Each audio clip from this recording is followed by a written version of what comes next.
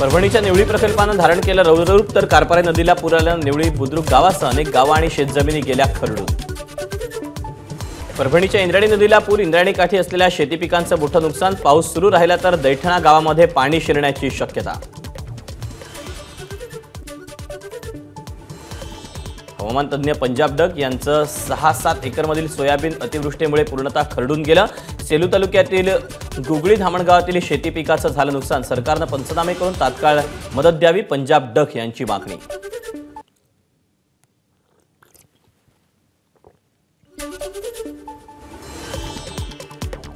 सततच्या पावसामुळे लातूर जिल्ह्यातील कांदा उत्पादक शेतकऱ्यांचं मोठं नुकसान, एका दिवसात 68 मिलीमीटर पावसाची नोंद।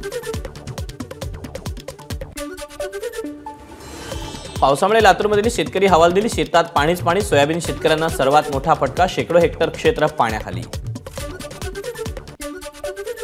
नांदेडच्या किनवट तालुक्यात अतिवृष्टी, मुरझळा, कोल्हारी, भिशी, वाळकी, इस्लामपूरसह इतर भागातील शेकडो हेक्टर पीक पाण्याखाली। कयाधू नदीला आलेल्या पुरामुळे वसमत ते हिंगोली महामार्गावरचा पूल तुटला, पर्यायी मार्गाने वाहतूक वळवली। हिंगोलीच्या पिंपळदरी शिवारात हुल्लडबाज तरुणाची पुराच्या पाण्यात स्टंटबाजी, पुरात पुलाखाली अडकलेलं लाकूड काढण्यासाठी तरुणाची हुल्लडबाजी। मुसळधार पावसामुळे बिंदुसरा धरण भरलं, धरण पाहण्यासाठी तरुणांची हुल्लडबाजी, धरण परिसरात पोलीस बंदोबस्त लावण्याचीही स्थानिकांची मागणी। अकोला जिल्ह्यातील पातूरमधल्या बोर्डी नदीला पूर, पुरामध्ये एका दारुड्याची 20 ते 24 मिनिटं स्टंटबाजी, व्हिडिओ व्हायरल, नागरिकांनी दारुड्याला काढलं बाहेर। बीडच्या माजल गावात मुसळधार पावसानंतर पोलीस ठाण्याला गळती, कार्यालयीन काम करायला पोलीस कर्मचाऱ्यांना अडचण। छत्रपती संभाजीनगर शहरातील देवानगरी भागामध्ये अनेक घरांमध्ये पाणी, या भागातून ॲम्ब्युलन्स देखील ढकलून बाहेर काढावी लागली।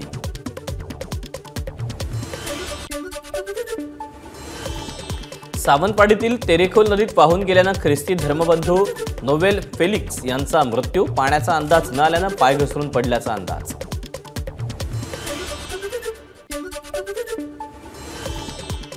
वाशिमच्या शिरपूरमध्ये विजेच्या तारेला स्पर्श होऊन वयोवृद्ध महिलेचा मृत्यू, विजेची जिवंत तार घरावरील लोखंडी ग्रिलवर पडल्यानं घटना घडली। रायगडमध्ये बस स्थानकात पडलेल्या खड्ड्यांना वैतागून मनसेचं अनोखं आंदोलन, महाड एसटी स्थानकात मनसे कार्यकर्त्यांनी म्हशी बांधल्या, तात्काळ दुरुस्ती करण्याची मागणी।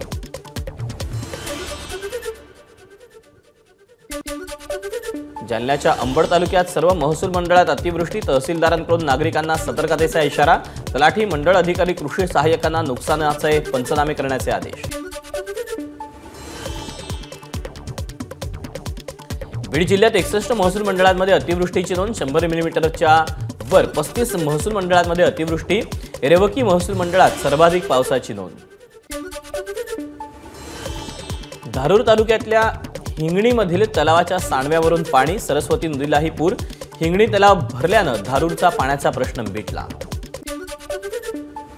धाराशिवच्या बार्शी तालुक्यात मुसळधार पावसामुळे भोगावती नदीसह ओढे नाल्यांना पूर, हिंगणी वैराग मार्ग वाहतुकीसाठी बंद, भोगावती नदीवरचा जुना दगडी पूल पाण्याखाली जाण्याची भीती। नांदेड जिल्ह्यातून वाहणाऱ्या पैनगंगा नदीला पूर, हदगावमध्ये पैनगंगा नदीवरील पुलावर पाणी, नांदेड, नागपूर, तुळजापूर राष्ट्रीय महामार्ग बंद।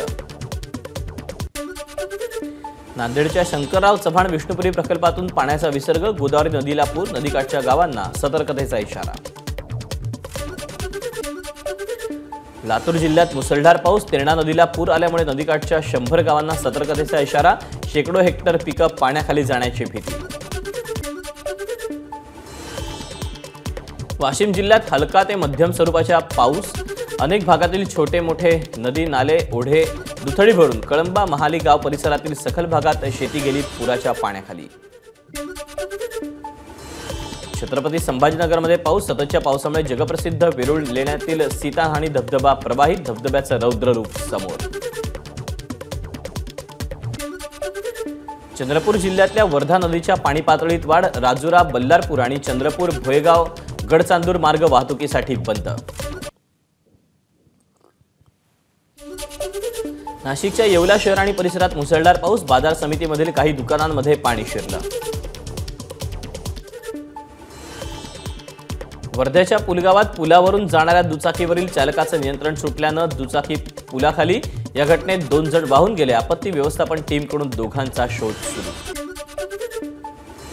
जळगाव जिल्ह्यात मुसळधार पावसामुळे तापी नदीला पूर. हतनूर धरणातून तापी नदीपात्रात 98,670 क्युसेकनं विसर्ग. जळगाव जिल्ह्याच्या जामनेर तालुक्यातील वाघूर नदीनं ओलांडली धोक्याची पातळी. नदीकाठच्या गावांना सतर्कतेचा इशारा.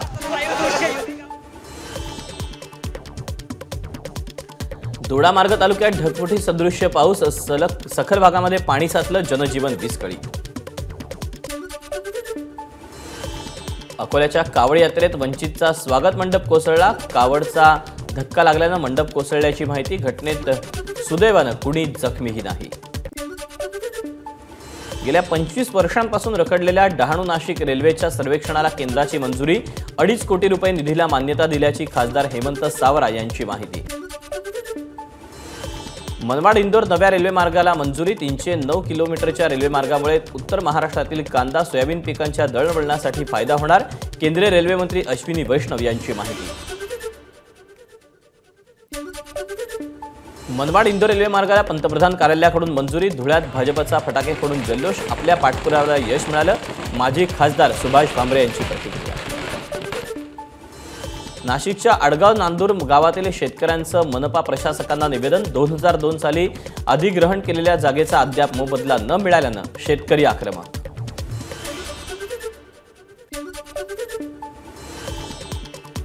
सिंधुदुर्गाचे जिल्हाधिकारी किशोर तावडे यांची महाराष्ट्र राज्य फार्मिंग कॉर्पोरेशन पुण्याचे व्यवस्थापकीय संचालकपदी बदली. हाफकिनचे व्यवस्थापकीय संचालक अनिल पाटील सिंधुदुर्गचे नवे जिल्हाधिकारी. भंडारा जिल्हाधिकारी योगेश कुंभेजकर यांची बदली. संजय कोलते भंडाऱ्याचे नवे जिल्हाधिकारी. गेल्या 2 वर्षांपासून कुंभेजकर भंडाऱ्यात कार्यरत होते. अकोल्यात ऐतिहासिक कावड महोत्सवादरम्यान धक्का लागल्यानं 2 तरुणांमध्ये हाणामारी. एकाच्या डोक्याला गंभीर दुखापत. पोलिसांच्या मध्यस्थीनंतर वाद मिटला. रत्नागिरीच्या खेड तहसील कार्यालयात अज्ञाताकडून तोडफोड. तहसीलदारांच्या केबिनच्या आणि कार्यालयातील काचा फोडल्या. पोलिसांकडून अधिक तपास सुरू. मालेगावकडे कत्तलीसाठी जाणाऱ्या 21 गोवंश जातीच्या जनावरांची येवला तालुका पोलिसांकडून सुटका. गोरक्षकांच्या मदतीनं पोलिसांची धडक कारवाई.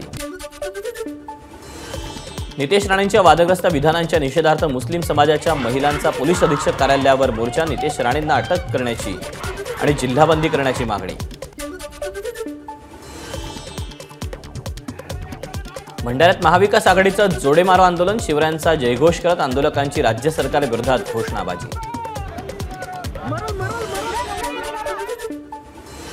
राजकोट किल्ल्यावरील पुतळा दुर्घटनेच्या निषेधार्थ अमरावतीच्या शिवटेकडीवर महाविकास आघाडीचं आंदोलन. भर पावसात झालेल्या आंदोलनाला यशोमती ठाकूर यांची उपस्थिती. एबीपी माझा, उघडा डोळे बघा नीट.